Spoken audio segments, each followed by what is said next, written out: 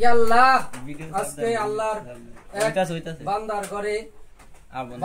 বান্দার ঘরের প্রথম কাজ শেষ করে আমরা আজকে সবাই এখানে উপস্থিত হয়েছি।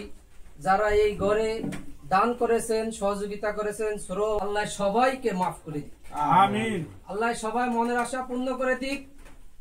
এবং যারা এই ঘরে থাকবেন, যার উসিলা আল্লাহ এই ঘরটা আমাদের দ্বারা এবং যারা সহযোগিতা করেছেন তাদের দ্বারা করিয়েছে, সে যেন সুস্থভাবে আরো অনেক দিন হায়াত পায়, আল্লাহ তাকে পরিপূর্ণ সুস্থতা দান করে দিক, আমিন।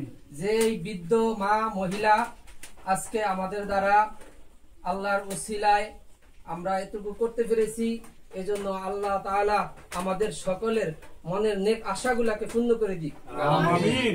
আমাদের সামনের জিন্দেগিকে সহি সম্পূর্ণ সুন্দর সুস্থতার সহিত বাস করার তৌফিক দান করুন, আমিন।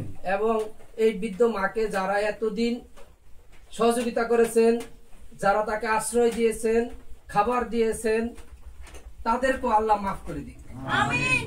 এবং তাদের সামনের জিন্দেগি